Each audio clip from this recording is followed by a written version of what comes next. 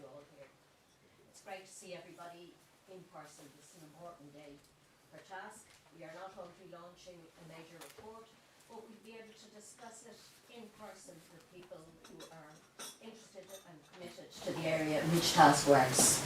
So that we're very happy to have had an opportunity to talk with each other and renew contacts before getting down to the major business of the morning, launching the report. Land speculation is, especially in its housing aspect, is a problem that has dogged successive governments for many, many years. The fact that we're still talking about it shows the difficulties that are part of the land speculation issue. And housing in particular is a major issue, in fact maybe even the major issue for governments after COVID and the Ukraine crisis, which unfortunately and sadly lead to loss of life. Apart from those, however, housing is a major issue for policymakers and for all of us indeed. As we know, affordability within the housing crisis is a major issue for especially young people trying to find accommodation. And affordability, I suppose, affordability of purchasing houses wouldn't be quite such an issue if rents weren't so high as well. So this is a serious issue for us all to tackle.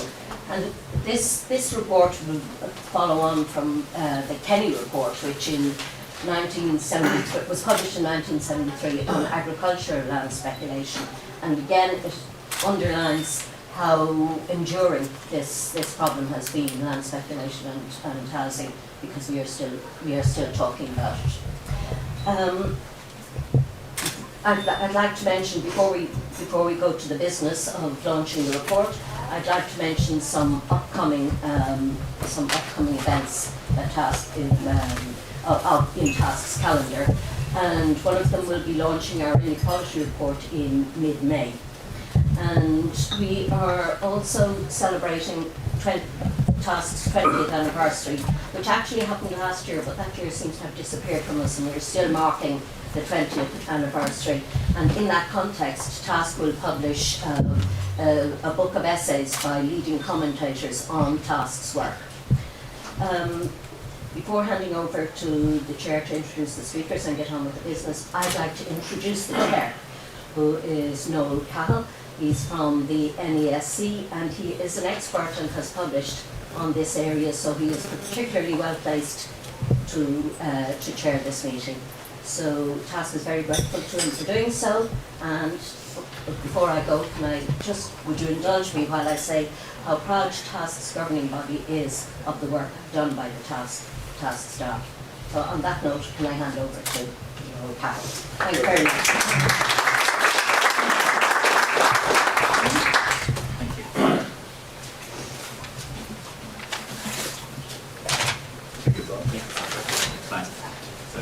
Okay, good morning.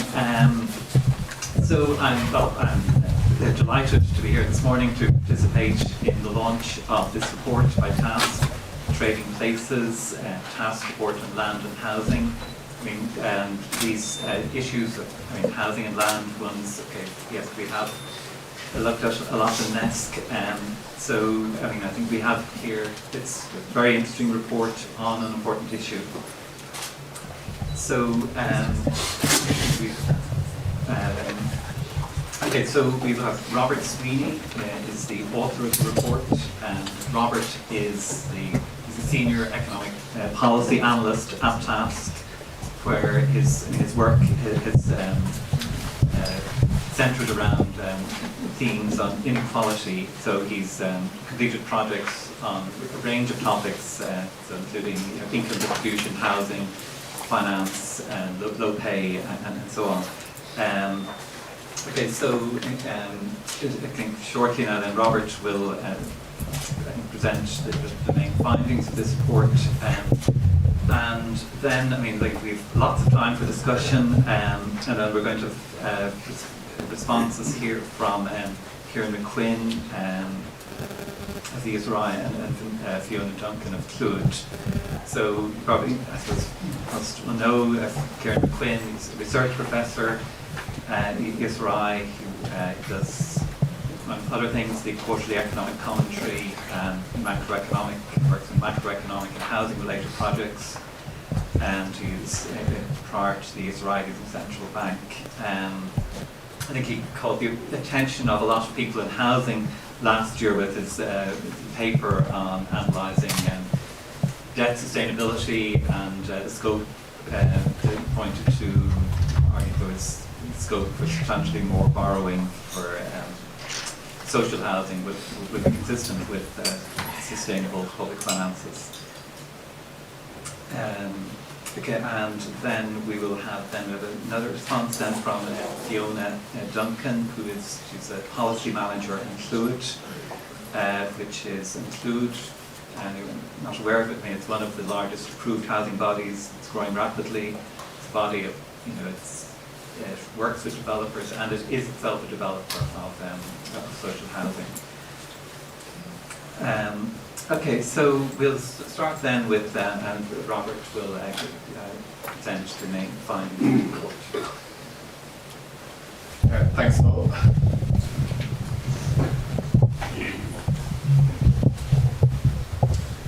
So the report deals with a lot of things besides land. It looks at some of the barriers to the supply of public and private housing.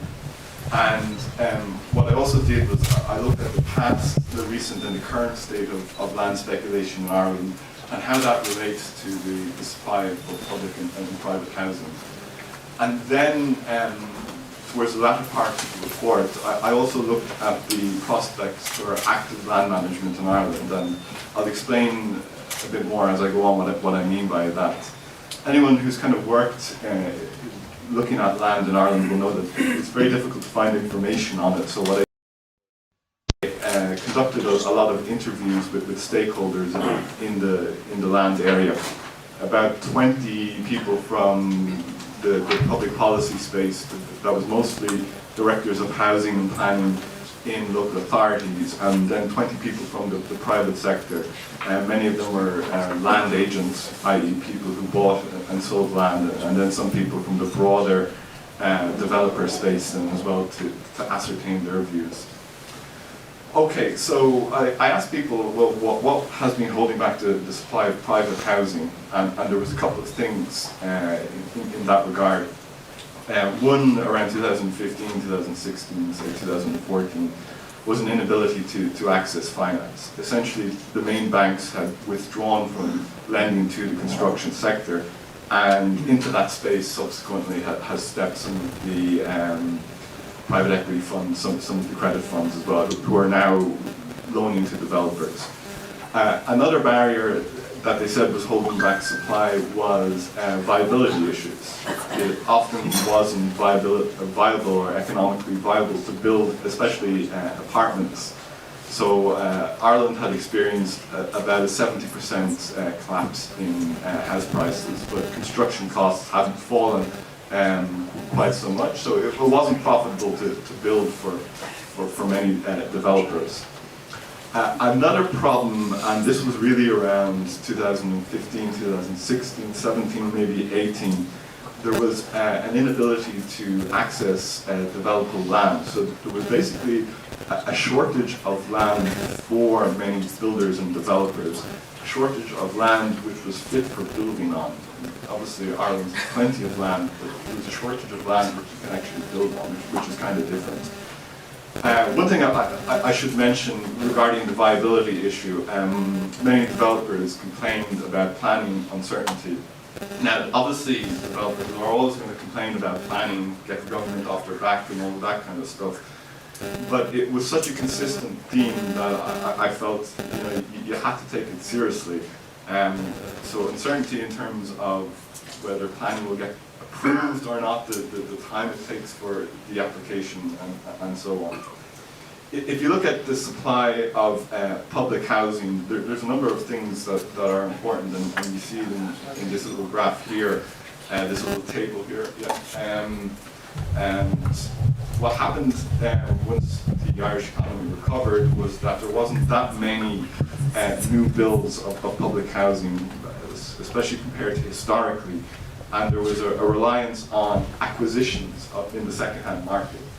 And then once you look at the types of units that primarily local authorities were building, but also AHBs, there was a much greater reliance on what are called turnkey developments. That's building social housing on private land, essentially, where a local authority might contract a builder to, or a developer to build social housing but on private land.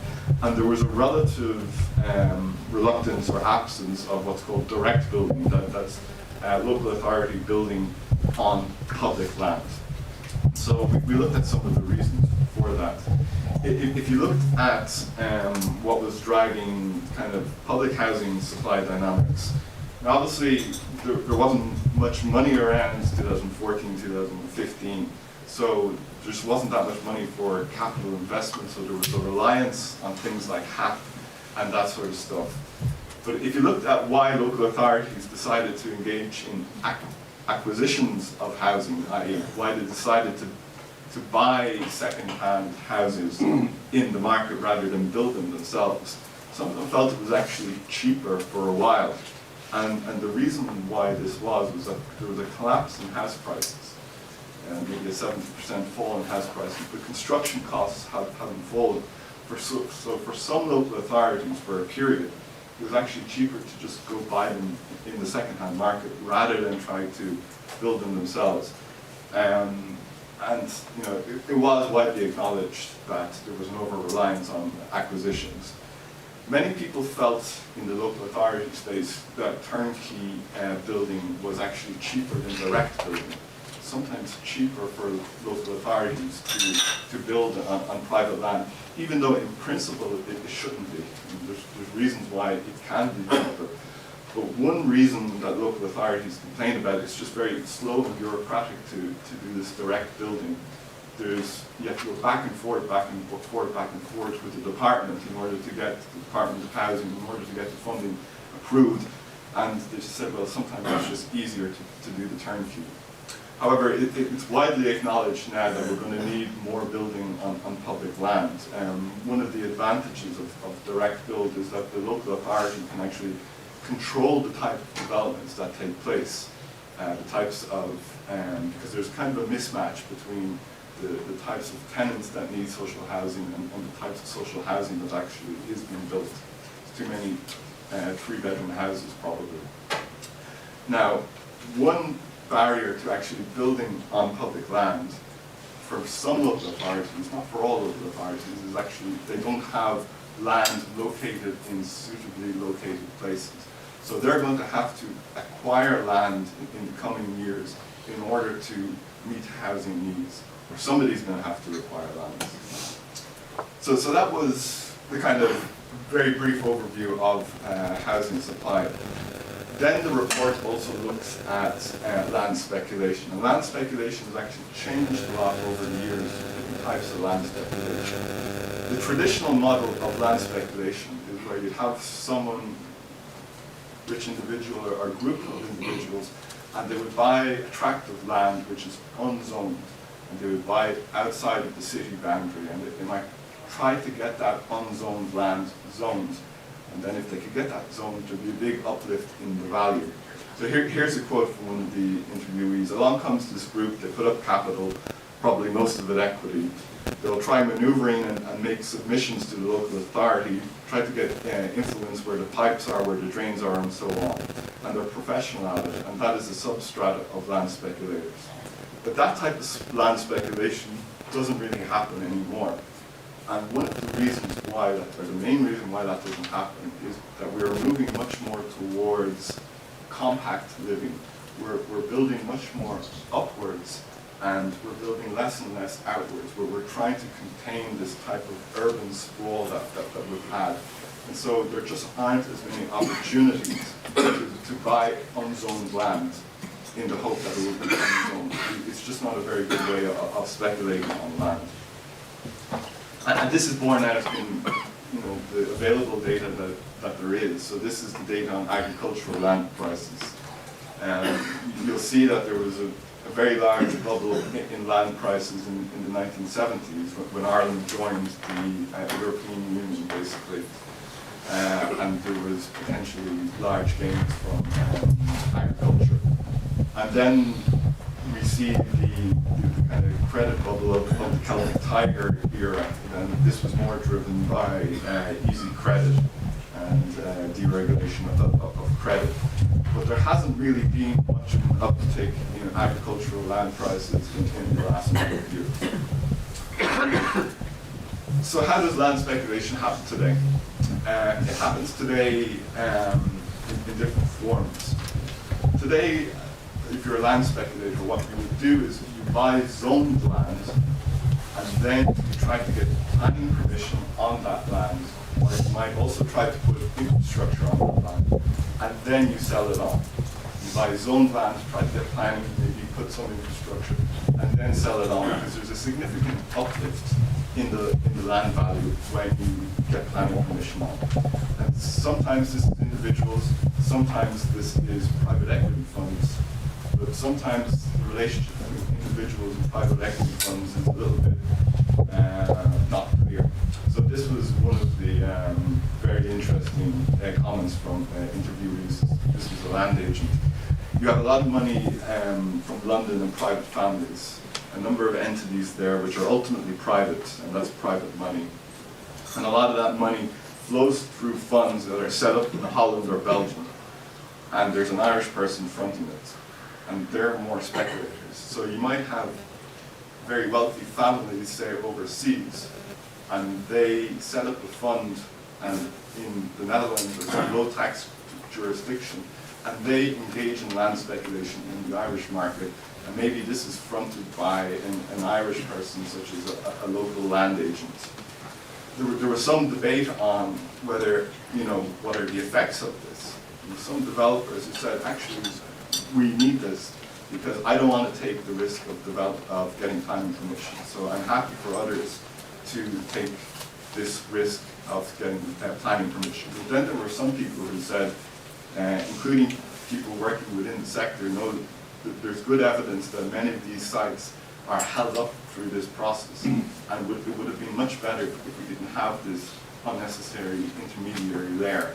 Or maybe it should be the state that actually does the business of taking land, getting infrastructure on it, and then releasing that land or developing it themselves. So that's land speculation today. And there was another type of land speculation that happened, and this was the post-NAMA sales of land. So land speculation today, people buy land and they put planning permission on it. But if you look at the NAMA sales, what people did was they bought land and they didn't add any value to that land. They just bought that land, they held on to it for a year or two, and then they sold it on without putting planning permission and without putting infrastructure on it necessarily. And there was much more agreement that this basically held up the land market, and this contributed to a significant shortage of land around 16, 17, 2018. And here's a quote from a land agent. What people did was they bought a collection of sites and they broke them up, sold them off separately. We acted for plenty of people who bought portfolios or whatever, and then that loan got broken up. They sold it off in bits. They made a lot of money out of it, and some of them are still sitting on sites that they bought and have done nothing with it. So land speculation post-NAMA was quite different. There was very little value added to that land.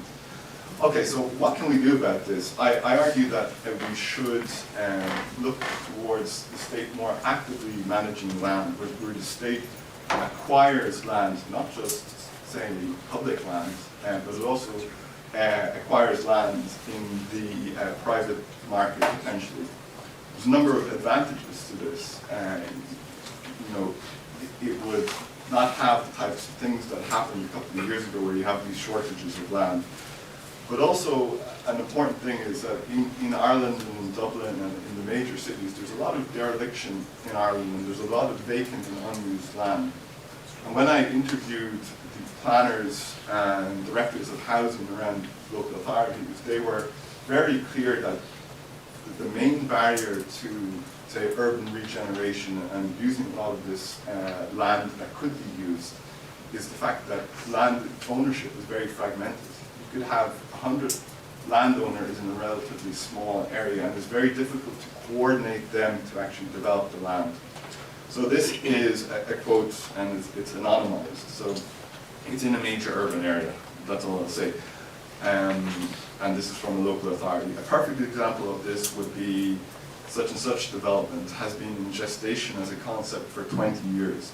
Because such and such local authority, it doesn't own or have ownership or control of an effective amount of land, they can't catalyze the land for development to happen. So the fragmented nature of land ownership inhibits urban regeneration a lot of the time. Now, one of the key recommendations of the Kenny report is that the state should be able to CPO compulsorily purchase land, and they said that they should do unzoned land. Now, there was a little bit of pushback about the applicability of that today. One of the issues that's there is that a lot of the land that might be in a station or needs to be used, it's within the existing urban boundary. It's not so much applicable that you're just going to buy a lot of unzoned land and then develop out that land. The land that many local authorities would like to access, it's already within the existing urban boundary. It could be zoned industrial or so on. So this is a quote here. I'll just go from the middle of it. There are limitations to this idea that there are very eminently tracts of land that are out there that aren't zoned. If we just allow local authorities to purchase land, we can deliver high quality housing. There's limitations to this idea. We'll be doing that in a Dublin context, in the deepest of South Meath, in North Kildare, west of Tala, west of Fortunestown, and so on, where we don't have the infrastructure. So because we're now trying to contain urban sprawl, insofar as the state might use CPO, it's less the case that it would be done, say, agricultural land or unzoned land, but it is more the case that it might be done within existing urban boundaries. Now, there are some cases, and I can talk about that, where it might be useful for the state to acquire unzoned land. So there's a number of tools and recommendations that I go into in the report that we should equip the LDA and local authorities, but mostly the LDA. I think I'd see this as this job, to CPO land at use value plus 25%. Not at market value, but at use value plus 25%. A number of policymakers were in favour of legislating for the compulsory sale of land. That would be another tool. So if there is a piece of land and the local authority, and say derelict or unused, and the local authority doesn't necessarily have a strong view about how that might be used, or doesn't want to take the risk itself, we might legislate for compulsory sale of that land. Make greater use of master planning. So our plans today are quite 2D. So you might have a city or county development plan, and it might just say, well, this tract of land here, this is zoned for residential purposes, this is zoned for whatever purposes. But some planners were in favour of, if we had more detail in these plans, not just say, well, you can build residential units here, but have detail in terms of, well, this is the type of unit we can build, this is the density of unit we can build. That would add a lot more certainty to the planning system, but it would mean that we would have to invest resources in local authorities in terms of expertise. And one step towards, because currently they don't have the resources to be able to do these detailed plans. And one step towards that is that we could increase planning fees. Planning fees haven't really changed for about 20 years, they've been frozen. For many local authorities now, planning is a loss-making enterprise, so they're not incentivized to spend a lot of time at it. And I would advocate that we consider general land taxation over taxation of unused land. It's very difficult to identify what land is being used and what land is vacant and what land is being hoarded. The vacant site levy hasn't been successful, and I think it might be better to just move toward general taxation of land. Okay, thank you.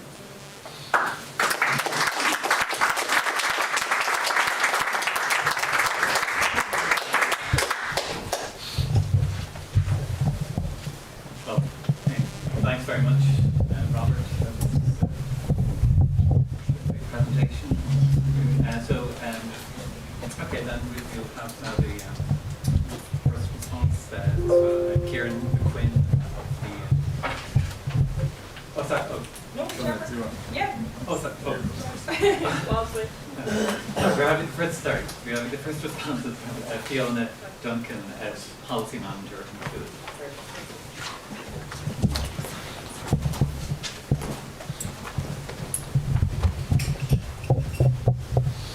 Good morning. I woke up this morning with no voice, so hopefully it carries me through now. So just to say thanks so much to TASC for inviting me to speak at the launch today. I was delighted to be invited. So as Noel said, I'm Fiona Dunkin, Housing Policy Manager with Clúid Housing. We're one of Ireland's largest social housing providers, AHPs as they're known. As I'm sure you know, we have 9,000 homes across the country. And I spoke with Robert as part of the research for the report, so really happy to see it come to fruition today. It's an excellent report, really worthwhile and really timely, I think. The most important takeaway from it for me was that house and land prices are intrinsically linked. You can see that in the graph near towards the end of the report. You know, they follow each other, with land usually increasing in price prior to housing, but they're really closely linked. Land is finite, it can't be moved, it's a lumpy good, as economists would say. And what I like the UK housing economist Josh Brian Collins' conceptualisation that land with respect to housing is kind of space over time, and so that's why it's so subject to rapid inflation, as something that doesn't fit neatly into the supply and demand paradigm. On that, the reference in the report to the cost of housing being similar in urban and rural areas in Ireland is really interesting in the past. So it suggests that land became the main driver of price increases following that period, after the deregulation of the mortgage industry, as you said, Rob, from building societies to banks. And I think that's a really important point to hold on to. Yes, we're in a period of inflation. Yes, construction materials are also subject to this rising inflation. But I would tend to believe, and I think it's played out in the report, that the core issue is land. I tend to agree as well with the assertion in the report on housing affordability that the best indicator for this is the house price to income ratio. It allows to measure affordability across time, to see the difference in affordability for this generation as compared to the last.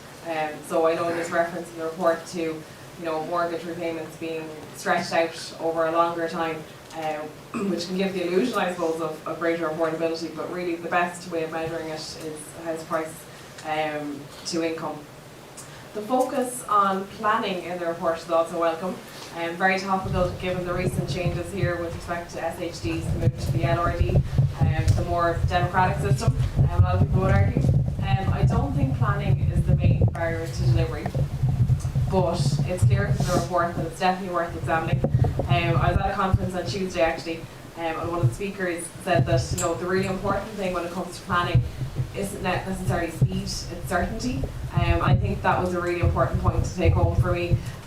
More certainty on timelines in the planning system would definitely be welcome, and would probably allow for better, more strategic planning.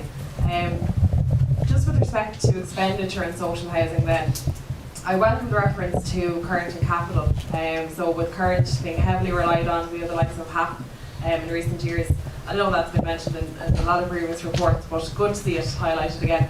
And I think there has been an over-reliance on it here. Clúid is in the business of providing bricks and mortar social housing for life via capital loans, as are other AHBs and local authorities. And we welcome the move away from current expenditure set out in housing for all. I think that was a positive aspect of the plan. The question on turnkey versus direct build is also interesting. So sometimes there is more cost certainty, I suppose, with turnkey. And as detailed in the report, they are sometimes used when greater urgency is required. but the relative value for money does have to be considered, I think, and I think that's being considered more and more by the AHP sector and I suppose local authorities and the department in general as well, which is positive to see. On acquisitions, I'd agree that new build needs to take precedence now to add to the actual stock. Absolutely, I think that's a no-brainer. While they did, you know, in some instances they do make sense, and as you said in the past, Rob, when prices were low, you know, there was a rationale for that. The outline on land speculation in the report is welcome. That it's changed in recent years from mainly being related to unzoned agricultural land to zoned land, awaiting planning permission. That said, I would agree with the report author that you know, the benign view taken by some respondents in the report around land speculation isn't necessarily one that I agree with. I think it does tend to, of course, push up costs. In terms of the recommendations then, I agree with most, if not all of them. I think the state should be enabled to CPO land as per the Kenny report guidelines. I know some people might say 25% is a bit perhaps too high, and that's maybe to be considered. But the LDA should be supported to CPO private land, not just public.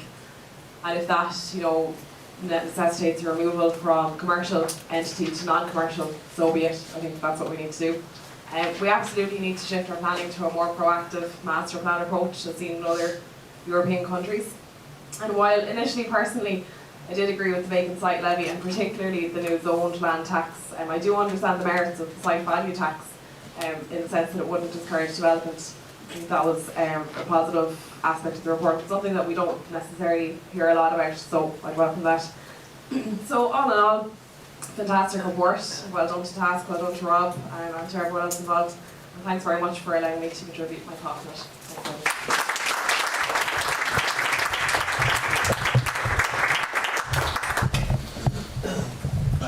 Thanks very much, Fiona. So, and now we'll have the response from Kieran McQuinn of the ESRI. Thanks very much. I'll try and make do without the microphone. That's okay. I think everybody can hear me. I have 3 small kids, so I'm well used to raising my voice. So if you need me to elevate my voice, let me know.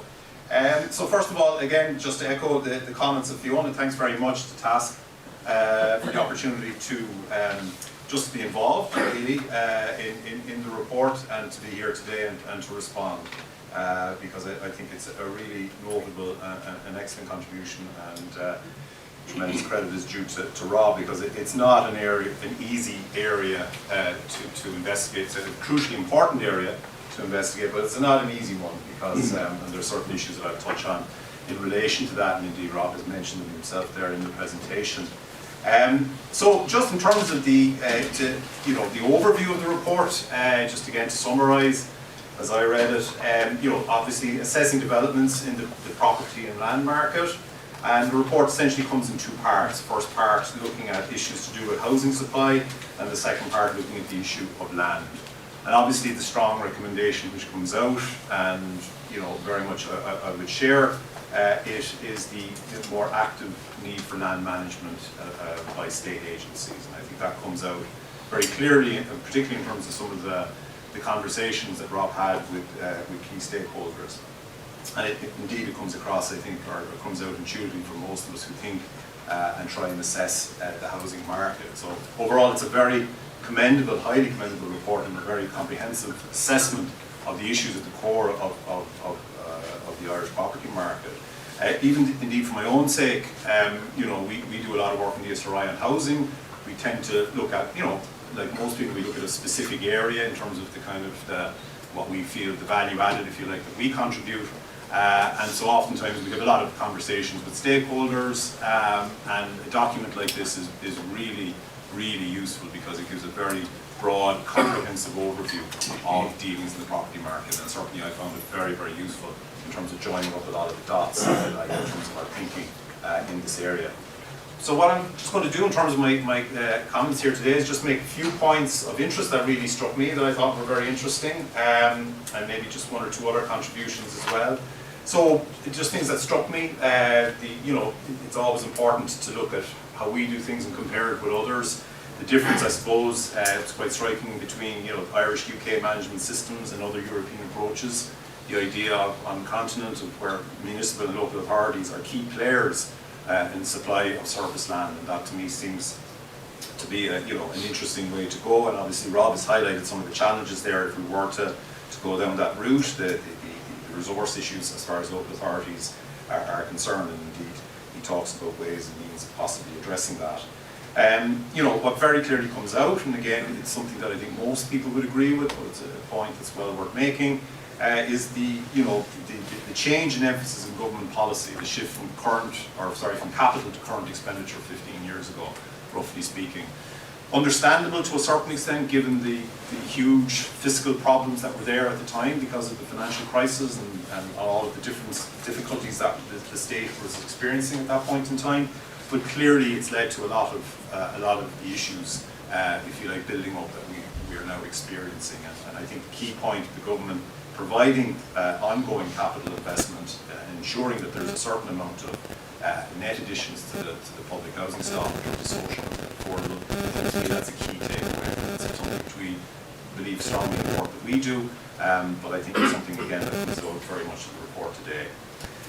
Interesting, I think, the role of crowding in, which is kind of an interesting concept. I suppose economists kind of talk about crowding in and crowding out, because you have a lot of debate about this, I think, in the housing market. And that it struck me, I suppose, in terms of the issue around turnkey developments, this idea that developers contract to build on private land by local authorities, and that these developments will be taking place but through the intervention of the local authorities. And what strikes me about that, and I'm not saying that that's superior or otherwise to direct bills, but I do think sometimes in the housing market we can get a little bit obsessed with ideology. Publicly, people who are consumed with the public option being the only route, and people obsessed with the private option being the only route. I think it's clear, given the nature of our economy and given the nature of our history, it's the synergies we should be looking at between the public and private, really, in terms of being the most efficient way of delivering housing for people. And I think that's just an interesting takeaway on that front. Just one observation I'd make in terms of the discussion, and I think it's an important point, in terms of the whole issue around the housing supply. What Rob talks about it, he correctly identifies changes in demographics and changes in credit conditions. These were hugely important in terms of driving the kind of housing demand that we witnessed from the 1990s onwards. But I do think it's important to know as well the role that key economic variables played, and I'll provide a reason or explain that in a minute. And in particular, the two real drivers, which drove housing demand from the mid-90s onwards were income growth and low and declining interest rates. And it's the combination of those income growth and interest rates, low interest rates, which really fueled housing demand. I'll just briefly explain the reason for it in a minute, but just again to put it in context, if you look at nominal household disposable income, this is coming from the SILC survey in income living conditions, you can see the dramatic increase in income from the mid-90s onwards. You can see the effect of the financial crisis there, but again you see it kind of increasing sharply since around 2012, 2013. And that combined with the low interest rates, these are mortgage interest rates, you can see that when you put those two together, that's really driven affordability very, very strongly. Allied to the demographics, and then of course compounded by the changes in the credit condition. The reason why it's important to keep an eye on this, I think, is because you get a lot of discussion as far as housing supply is concerned about whether increased housing supply will bring down prices. Okay, it's a big issue, you hear it discussed, and it's not alone here, you see a lot of it in the UK as well. Of course, most of us would believe as economists that if you increase housing supply, it will have a negative effect on house prices. In a ceteris paribus world, i.e. where nothing else changes, but of course we don't live in a ceteris paribus world, things do change. The outlook for the economy, notwithstanding the Ukrainian situation, is still relatively positive. We will probably likely see continued income growth going forward, and indeed interest rates are likely to remain relatively low. They may increase due to the inflationary pressures, but by and large, I don't think we're going to go back to where we were in the early 1990s. That means demand side conditions are still likely to be very strong going forward, and that's the important point. So, increasing supply on its own would bring down house prices, but it's we don't live in that world, fortunately or unfortunately. Okay, other notable contributions, I think, what I really liked about the report was the distortions Rob highlighted due to the financial crisis, and these are plaguing us in the housing market still since. The change of financing arrangements, I don't necessarily want to say that that's a bad thing, because of course we know why those changes took place, and there was good and positive improvement in respect of some of the lending practices that were there. But the reality is they've had an impact in terms of housing supply. There's no doubt about it. Developers cannot access the same level of funds they were accessing back in the mid-2000s. That inevitably has had an impact on housing supply, and it's seen changes in the structure of the market that we've seen in terms of the players that have come in. Indeed, we did some work that I think looked at that at an aggregate level a couple of years ago. The role of NAMA, and that's discussed, comes through as well in the document. A missed opportunity, maybe, in terms of what NAMA could have done. And as Rob points out, NAMA disposed of land with a capacity of up to 50,000 housing units, and only 3,500 have been built on by July 2017. Other unintended consequences: developers who were looking to get out of NAMA obviously were looking to maximise the value of their land. That led them to sit on the land at times, which of course caused delays, and also of course caused higher house prices or higher land prices as well, feeding into housing costs. So I think that's a useful contribution in itself, to highlight the role that the financial crisis has played. And indeed, Fiona in her contribution highlighted some of the other issues associated and the kind of the distortion impact. So overall, in terms of the recommendation, I don't think that it's very, very hard to disagree with any of them, to be honest with you. And very much would be very much in line with what we would think in terms of our attitude as far as the housing market is concerned. The kind of the amount of dealings you see in land in the domestic economy, it has to fuel costs. It has to lead and result in higher land prices, which ultimately leads to higher costs in terms of the supply side. And indeed, as Rob noted, the uplift in land values in Ireland is more significant after planning has been acquired than elsewhere. So it's clear that we have too much dealings in land essentially, and that this is too much of a distortion, knock-on effect in terms of the supply side of the housing market. I agree very much with what he says about the need for a greater intervention by state agencies in terms of land management. The LDA, recently set up, would seem to be the logical vehicle for this, and therefore be free to acquire private land. And indeed, just having some conversations with other people in the housing body recently, approved housing bodies recently, would again confirm our thoughts on that. If that is the case, then I think there is a challenge, the LDA being a national organisation, obviously a challenge, and Rob alludes to this again in the report, to draw on local expertise, to ensure that local authorities don't feel left out. We do have principles of local democracy, etc. And so there is, ways and means that should be adopted to try and achieve that. Indeed, there's some evidence already of such structure being put in place, of kind of joint ventures between the LDA and local authorities. I think something along those lines that will be important going forward. Finally, and again, Rob has made his point, need for data, more data, and I'm wearing my applied economist hat here. Really, when you look at it, we don't have kind of nationally represent. I know there are some bodies that provide information on land prices and land costs and building costs, but we don't really have a nationally representative land price series. I think it's very important, particularly in terms of the relationship between agricultural land and developed land. And indeed, Rob talked about that relationship. Really, we need to have more information as well on things like the existing stock of land that's held.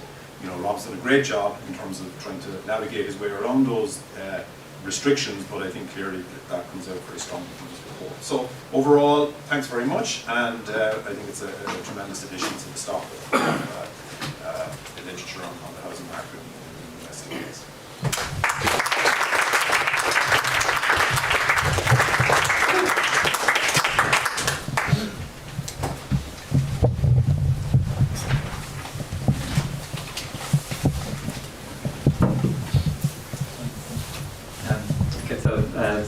Thanks very much, Kieran. So I think thanks for the two responses. I think there's clearly a lot very much strong agreement with the key recommendations in the report. Actually, maybe I'll just a few of my own thoughts on it briefly. Yeah, it's one of the things I was struck by that on the, it came across in the interviews, there was this very widespread enthusiasm for active land management among policymakers and local authorities. And there was also some support for this view in the private stakeholders consulted. So that's, the state being in the business of acquiring land, putting in the infrastructure, and then using it itself or selling it back for building. In that way, of course, it is reduces the risk for the builder. The recommendation exists, be able for the state to be able to acquire land at existing use value plus 25%. It's something. Okay, so NESC actually said this should be examined last year. I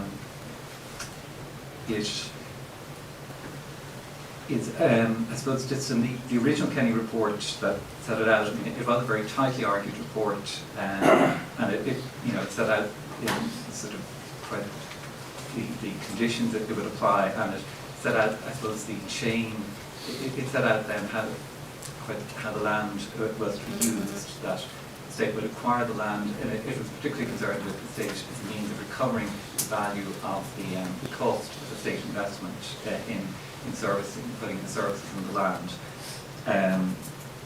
So then, so one of the advantages is in doing that. Then you don't have development levies. It's the state recovers the value directly from the land.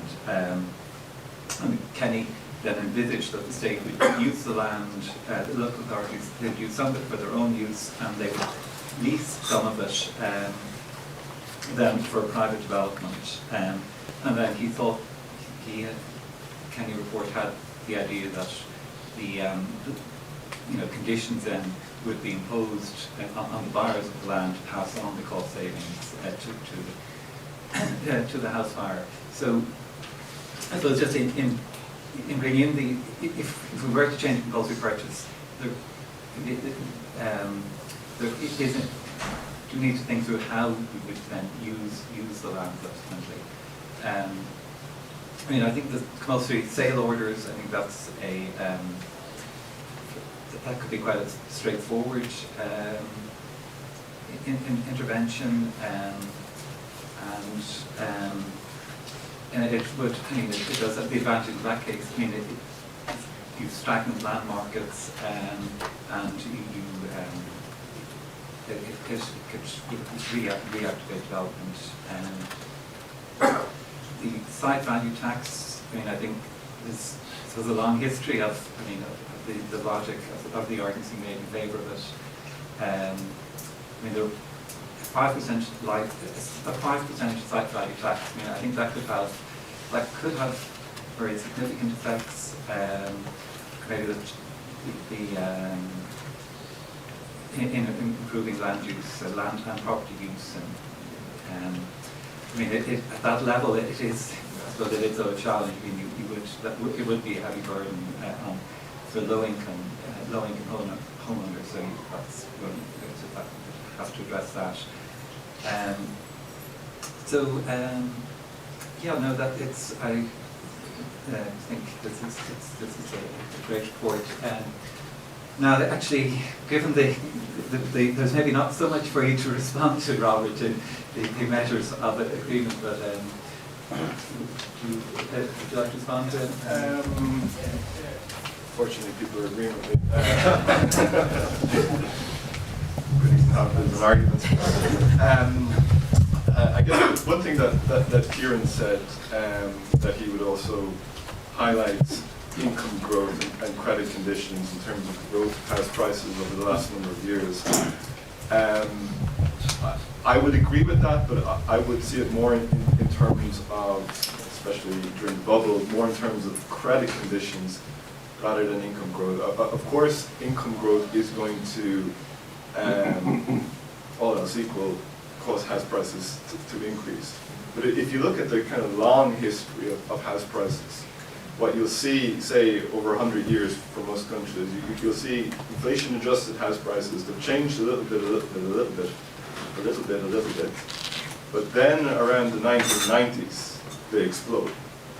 And so you had lots of income growth in the 50s, 60s, 40s, well, maybe not 40s, but in other countries, 50s, 60s, 70s. House prices only changed a little bit, and they really exploded in the 1990s, and that was due to the growth of credit. Now, one thing Kieran did show in the slides, I don't know if he mentioned it in the presentation. If you look at globally, house prices have been increasing globally, and probably the single biggest factor there is that we've got such low interest rates. I'm in favour of having low interest rates, but I didn't really highlight that in the report because there hasn't been much work done, as I can see, in an Irish context, which looks at the role of really low interest rates on increasing housing demand, maybe because we've got such strict lending rules. But yeah, that's it, unless Kieran wants to respond. Okay, thanks, Rob. So actually, just maybe an initial another question occurred to me though. Actually, the planning certainty comes across as being a key concern. One of the findings I was a bit surprised at that the interviewees said they thought this was more of an issue in Ireland compared to the UK, or specifically actually the uplift in value of planning commission was more in Ireland than the UK. And actually it's maybe a little surprising as far as out of it in the absence, at least we have a zoning system, I would have thought that would made it less here. But so just is there any thoughts by Yeah, I was a bit surprised with that as well, because I think the main reason seems to be is that there's a lot of uncertainty in planning applications. Now, of course, developers are always going to complain about the planning system, whether it's good or not. But there did seem to be, there's a couple of factors. Some people in the policy space said, well, most planning applications that are refused are because the planning application is a poor application, and it's not because of inefficiencies in the planning system in the public space. So some people, planners, have the fact that planning has become a lot more complicated over time. There's greater concerns, of course, about environmental issues, biodiversity issues, and that the resources in local authorities and other planning authorities hadn't kept up with the demands placed on them. I referenced the fact that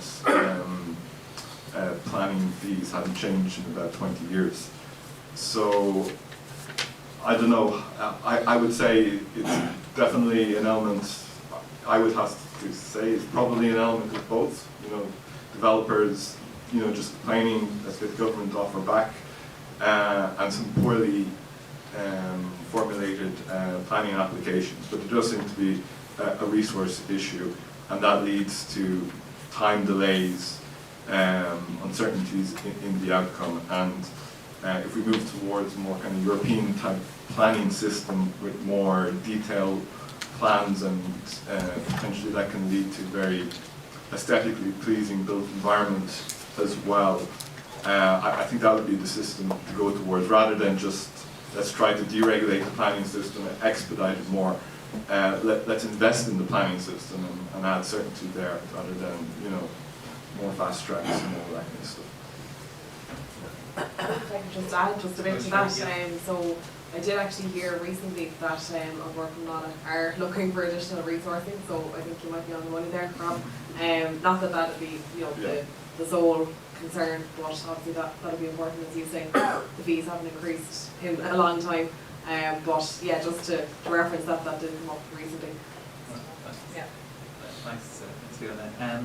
Actually, maybe I'll just ask you, Fiona, on you mentioned the turnkeys and acquisitions, or the direct development, but maybe could you say a little more on sort of the pros and cons of the models of development? Oh, perfect, thanks. Yeah, I suppose as I said in my presentation, like the benefit of turnkey is that it gives you that cost certainty, and they're also used in the case of urgency. So, for example, Clúid was the first AHB to develop the first house rental units recently, and I suppose we did end up having to use turnkey properties for that, which wouldn't have been our first choice, based on, I suppose, just the rush to get it through, I suppose, which, we do welcome urgency when it comes to important policy like cost rentals that we called for many years, but in terms of value for money, we may have been able to achieve even better value for money if we had gone with direct build. As you mentioned, Rob, with direct build, there are issues around greater bureaucracy. Obviously, we don't go through the 4-stage process that local authorities do, so perhaps we're a bit more streamlined in that regard. But it costs us more, I suppose, initially to go out and build directly ourselves. But in the same vein, we then benefit from those cost efficiencies, and the fact that we're not paying a premium for a developer to take on that level of risk. We're taking on the risk ourselves, so it is riskier. But I think that's the system we need to be moving towards, to be honest. And I think urgency, absolutely, we're in the middle of unfortunately still in the midst of a huge housing crisis, but we need to look to the long-term future of the country when it comes to housing. So I think direct build will be the way to include do our own. We work with developers in direct build, so we do our own direct build as well. So I definitely like to see us do more of that, as well as local authorities. Yeah, that's the. Yeah, sorry, no, it's okay. Thanks, Fiona. Okay, well, so maybe we move. Sorry, I'll give this to you. Yeah. Yeah. Yes, so we have a full room. So I think we should move to audience questions. Okay. Yeah. Thanks very much, Dermot Lacey. I'm chairperson of the Dublin City Council's Housing Committee. And first of all, welcome to the publication of the report, because I think anything that adds to intelligent debate in the housing crisis is important. I don't think we largely get that in the committee, to be honest with you. I also welcome support for the Land Acquisition Development Bill. I think that's the right approach. But I do have certain problems, and I think the first thing I'd point to make is remember when local government had the power and authority and money to build housing, we did.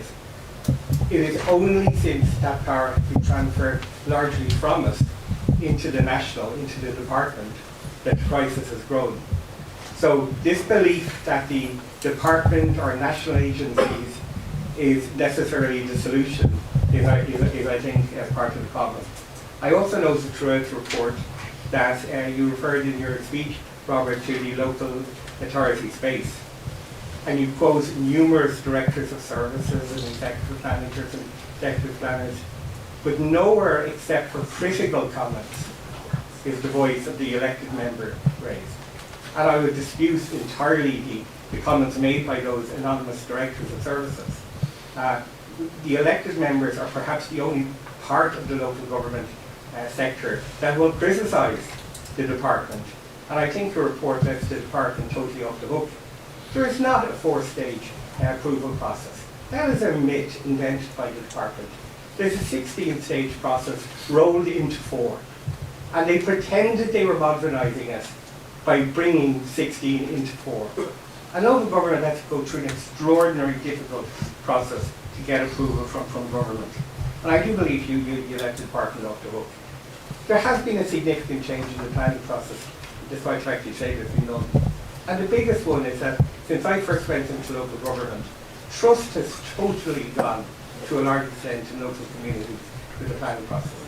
We have the SHD process, we now have the LRD process, we have the Office of the Planning Regulator, we have ministerial guidelines, all of which change that basic contract which was the development plan is agreed every 5 years, developers know what that plan is, communities know what that plan is, and the level of opposition to development was far less. So trust is a big issue that has to be restored. And the very last point,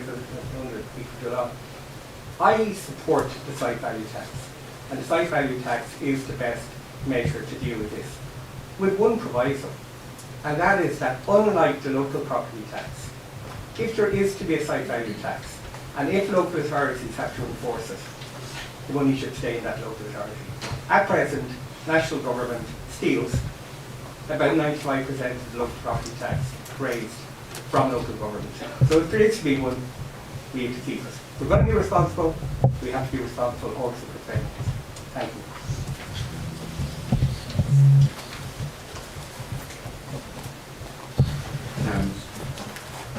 Peter Howell, my name.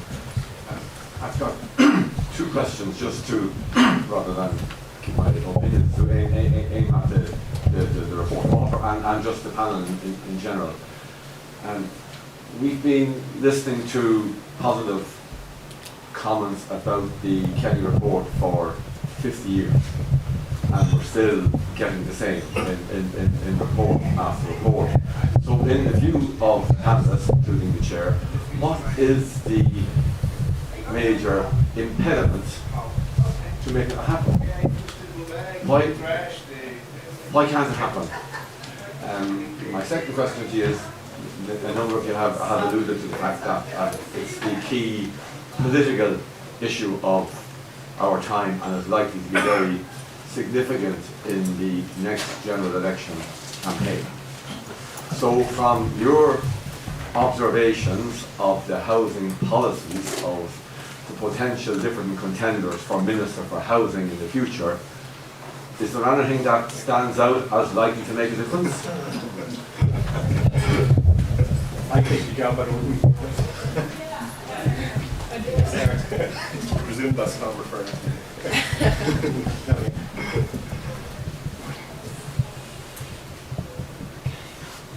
I think an email is a question. Yeah, it's in relation to the site value tax, and by the way, Aidan Murphy, Social Democrats. Site value tax, big fan of it personally, as regards actually making it a proposal to be part of your policy agenda. I have spoken to a few people about it. There seems to be a disagreement as to whether it's administratively possible. I just wondered if anybody on the panel has any thoughts on whether that is or is not the case. Owen?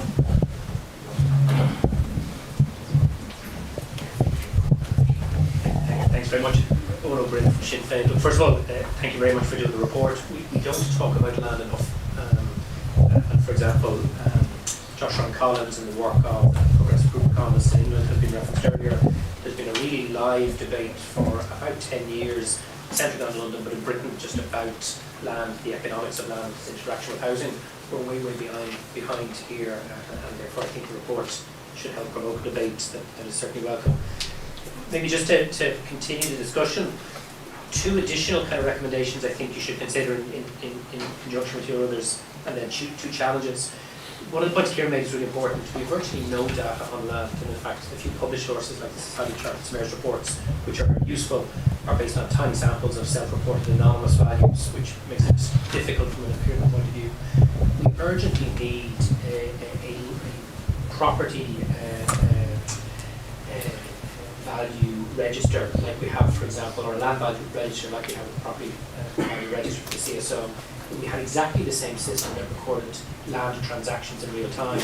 Not only would we have the data set that Kieran has outlined, we'd also know the regional variations and regional markets, which is really key.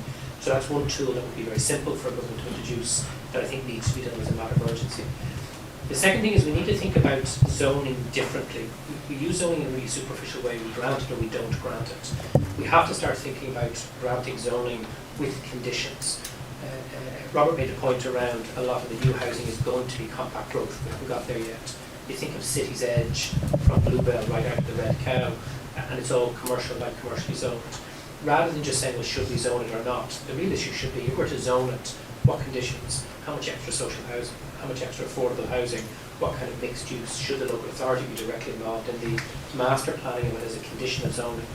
but also can you then capture some of the uplift in the value of the land through agreed sales prices or rental in private homes? So rather than windfall taxes, which just go to revenue, how do we actually moderate house prices and increase social affordable?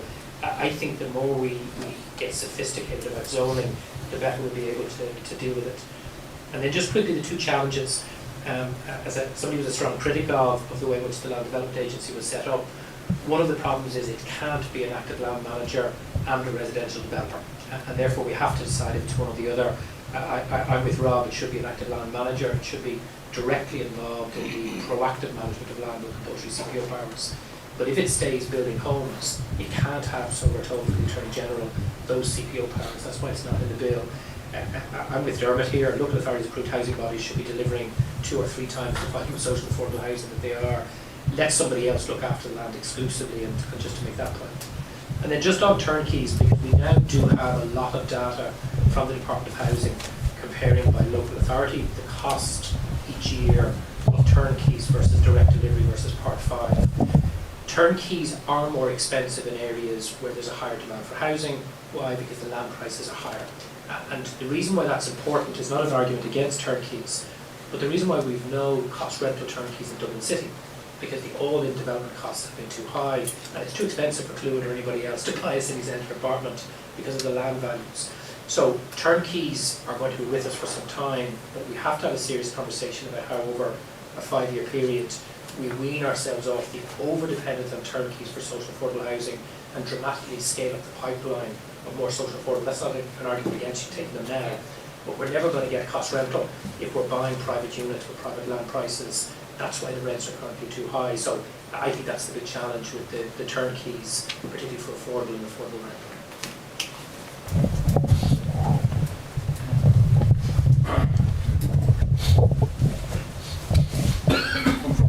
My name is Philip McDonagh.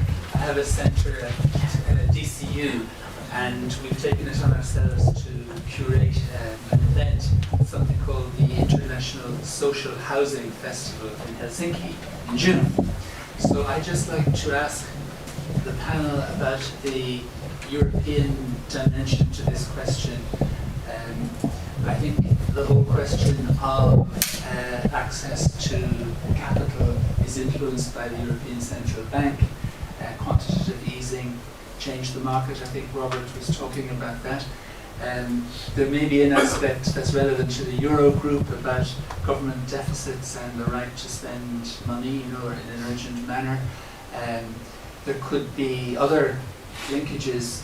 The European Parliament has an important resolution on housing, and maybe one could use some kind of European debate to mobilise opinion, and even on issues like CPOs.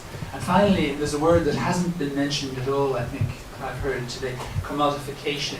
There's a whole ethical question about the role of large private equity in using its advantages in access to capital to outbid others. I'd be interested in, say, Fiona's view on that.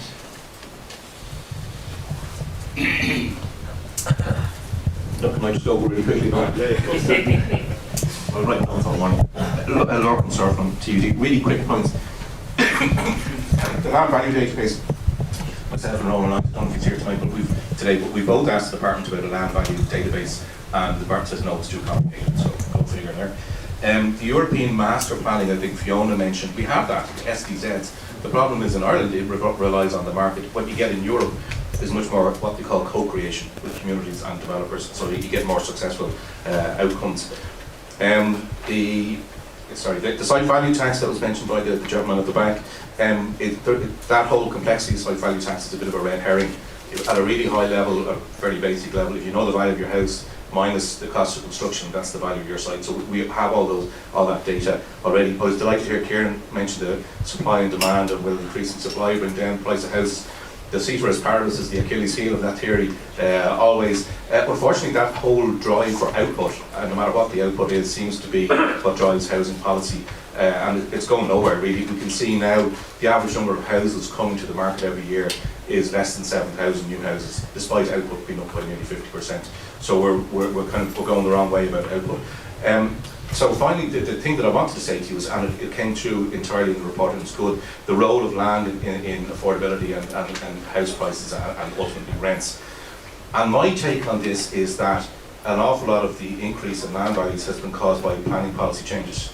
You remove height caps, you increase density, all that does a really simple residual valuation. I saw you were reading Mel Reynolds' chapter there about the dynamics of land. A really simple residual valuation will show that if you allow more units through height or density on a site, the value of that site goes up, and that translates into higher sales prices and higher rents. I was just wondering, is there an inability to assess the likely impact of planning policy changes in the state more broadly? I won't look at pinpoint the department, but in the department maybe.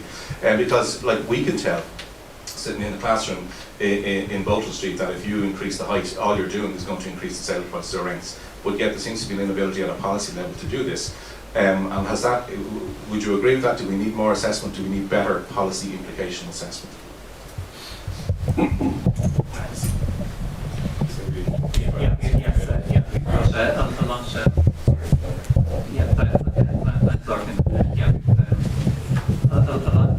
Sarah will try and address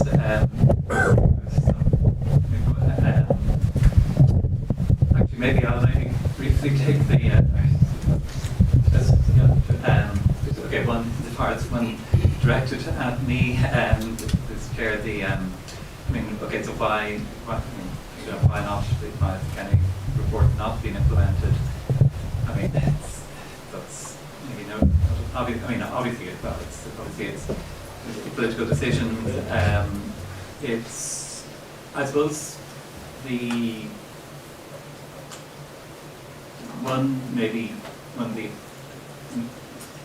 and actually one does. It did come across in Rob's findings.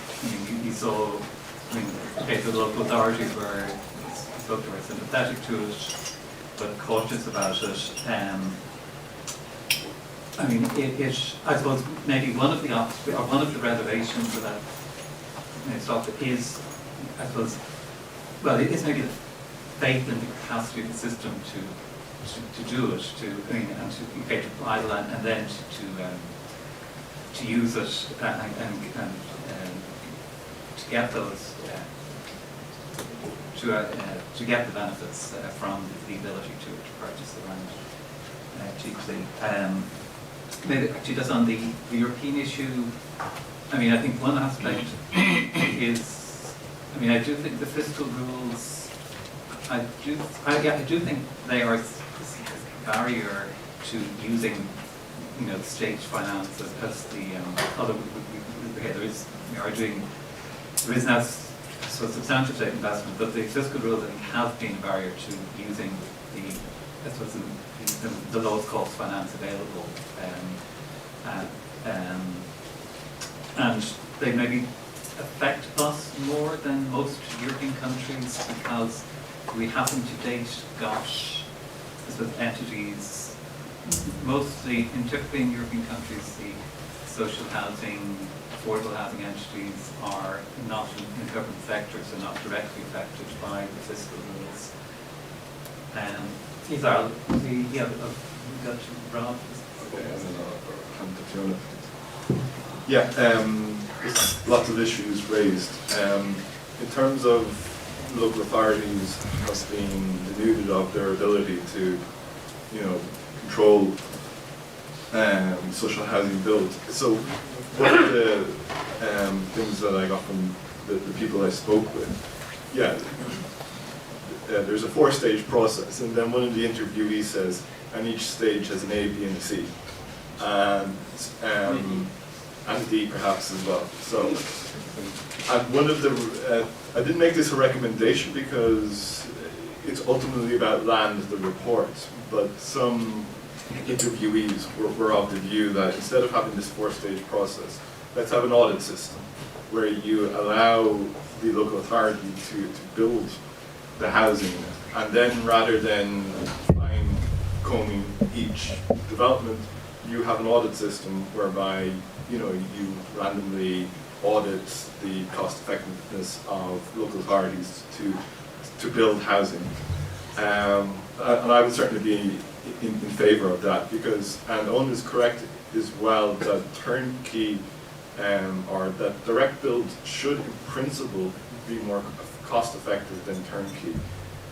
The reason is that with turnkey, basically there is one payment to the developer basically at the end of the development, and that makes that a certain amount of risk inherent in that type of development, and therefore if that developer is going to get money from a bank or from an investment fund or whoever, they're going to demand a certain margin on them because it's more risky, whereas with direct build there's monthly payments going back and forth between the local authority and the department and so on. But in practice it often isn't cheaper to do direct build, and one of the issues is, and this is specific, and Owen said this, and it also came across in the interviews as well, one of the reasons that pushes up the cost of direct build, as well as the bureaucratic process, is when they have to actually go out and acquire land in the market. If the local authority doesn't have access to appropriately located land, they have to go out then and compete with developers to buy that land. So absolutely, I'm in favour of more direct build going forward. I'll just talk one more issue, because there's lots of issues raised about the planning system. It used to be easier and perhaps less, what's the word, confrontational or acrimonious, I don't know what the word is. But perhaps we had too loose of a planning system in the past. You know, we built in areas which we shouldn't have built, and high-level plans weren't actually adhered to. The National Spatial Strategy wasn't adhered to. So maybe it's obviously not a good thing if there's lots of uncertainty and if it's you know, too kind of confrontational or whatever. But I would say that the fact that we have a bit more strictness in our planning system is perhaps a good thing. Thanks, Minnie Robert. Just on the questions then in relation to I suppose debt and deficit. So I think that was from the gentleman there, yeah. So yeah, I mean that's a huge issue for the AHB sector. We were reclassified as you know, our expenditure and our funding as being on the government balance sheet a number of years ago, and we've campaigned for that to be reversed on the basis that basically it means that any of our expenditure and funding falls within that debt and deficit ratio and requirement. Now, obviously with COVID, there was a relaxation of that for the state, and I know that's going to be reviewed by the European Commission shortly.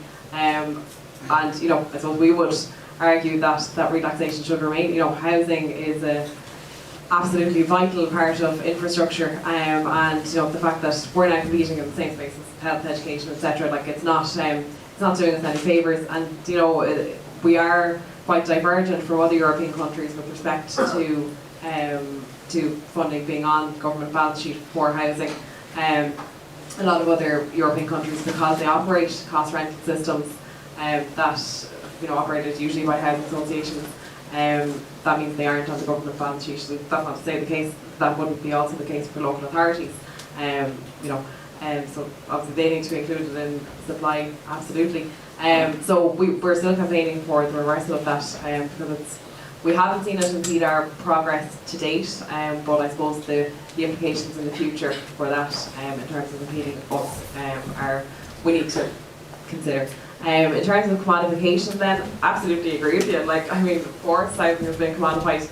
I'm only sorry now I didn't use the term myself, but in terms of, I suppose, our role in the sector, we would see, you know, the provision of social and cost rental housing as stabilising prices in the market, and that's a really important aspect of what we do, aside from providing homes to people. So that's the core tenet of what we do. Now, I'm not sure where you're referring to, kind of outbidding for properties for maybe that homeowners may want to. So I suppose in some senses, obviously we try to avoid that wherever possible, but there is the argument as well that in some instances, turnkey developments may not take place if we weren't in there, I suppose, to provide that certainty to the developer. And as Owen says, and as I alluded to earlier, we do want to shift away from turnkey and wean ourselves off it. But I suppose that would be an argument with regard to, you know, possibly not putting out homeowners. But that's something that we're, you know, it is a key priority for us that we wouldn't do that. But just to add to that, you know, this is why, you know, like, we provide houses for life for people. We're providing social housing. We're not like any other developer. You know, we're a not-for-profit provider. So I think there's a huge difference there in terms of our role in the market. And so hopefully that answers those questions. I'll pass over here. Thanks very much. I only have two, I suppose, contributions or two responses to the questions on the issue of the European dimension, which I think is an interesting one, and the reforms more broadly of the fiscal rules that are going on at the present. There's lots of interesting proposals coming forward, some of these to do with the whole issue around climate change and whether government expenditure on climate change should be excluded in terms of the criteria that are used to evaluate the fiscal rules. I broadly agree with that, and I also think that, you know, serious consideration should be given to expenditure on provision of social and affordable housing.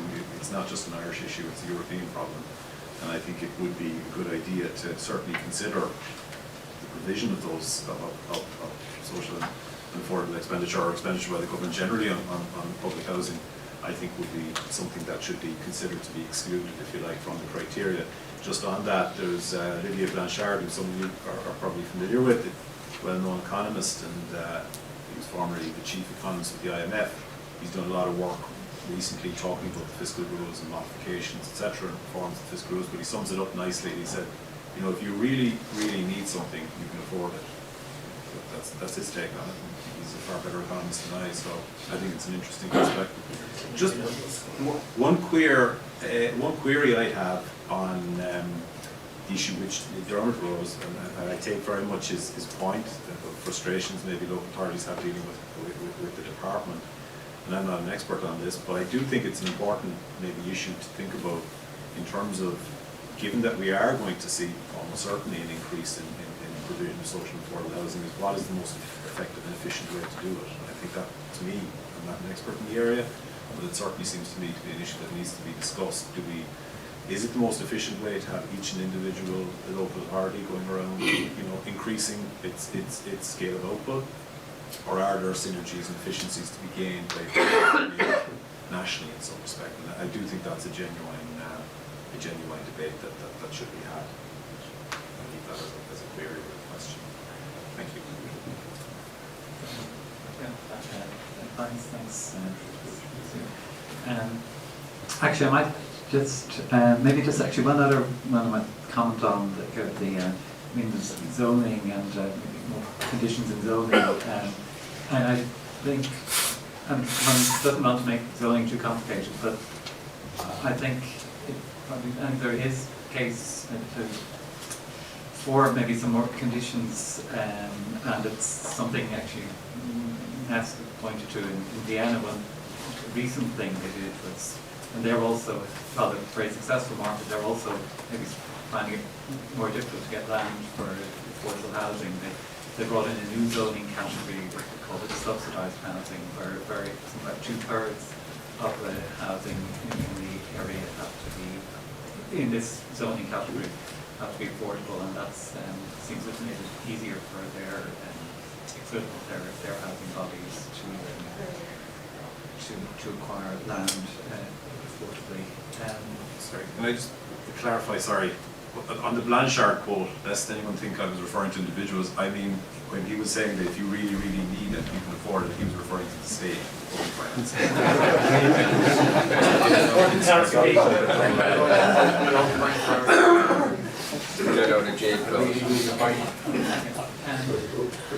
Okay, do we have that?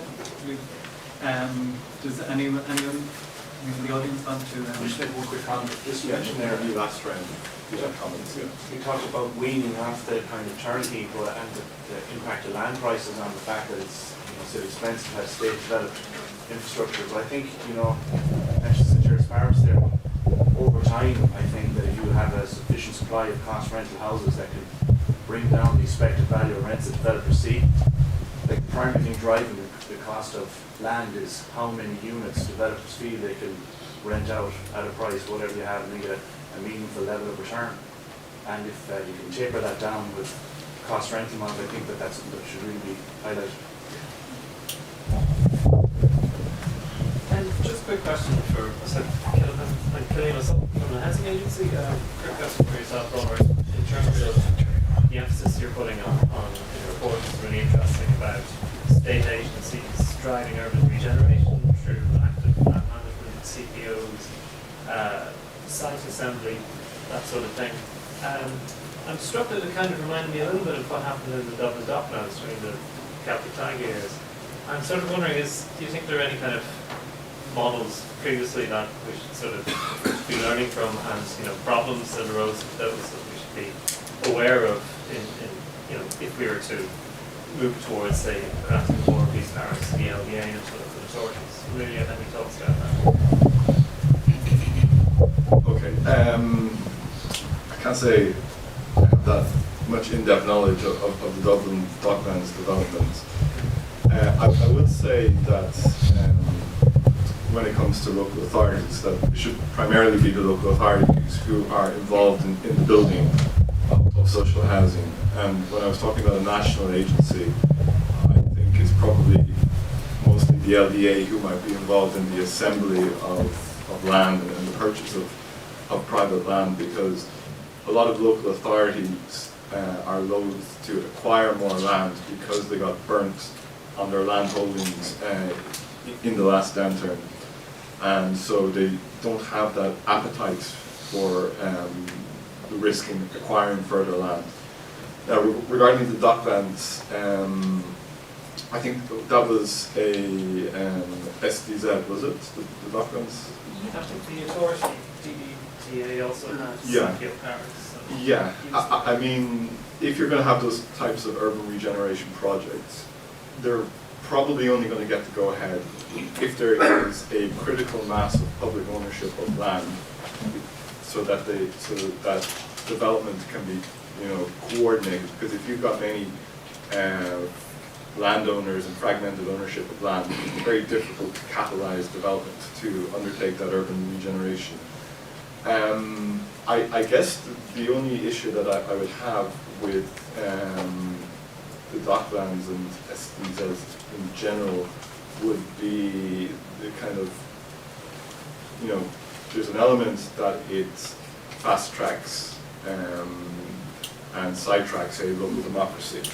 I'm in favor of more master planning and more detailed plans, but it should be, and I think one of the audience members commented on this, it should be, it could work in co-creation. Yeah, it should be in consultation with the local communities. So I guess that would be my feeling about the Dublin Docklands, that maybe there wasn't enough consultation or cooperation with the local residents.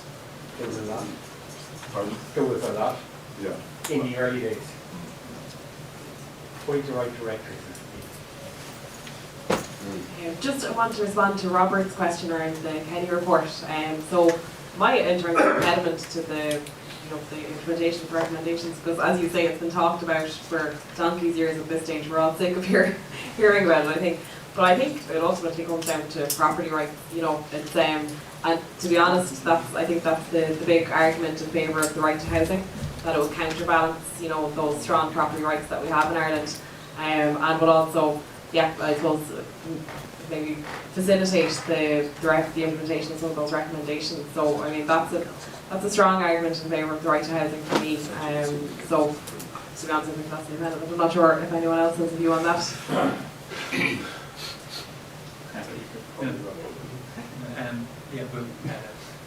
Thanks, Fiona. Are there any last? I think we probably need to. All right, sure. Yeah. Okay. Yeah. So and I think thanks for. I think Robert, has done a huge amount of work in this report. 40 he did 40 interviews. And I think it's a very substantial report. I think there's substantial agreement on the recommendations. So, and we've had, I think we've had a great discussion, and I'd like to thank the audience for your substantial contributions. So, thank you.